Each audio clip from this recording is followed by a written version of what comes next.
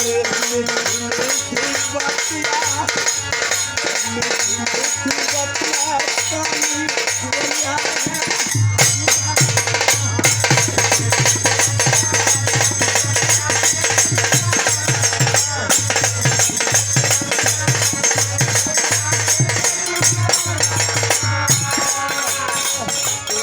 में गुरु घराना का परिचय देते हुए बताओ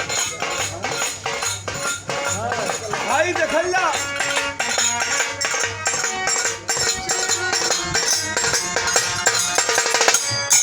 नाम बताओ गए अरे देहिया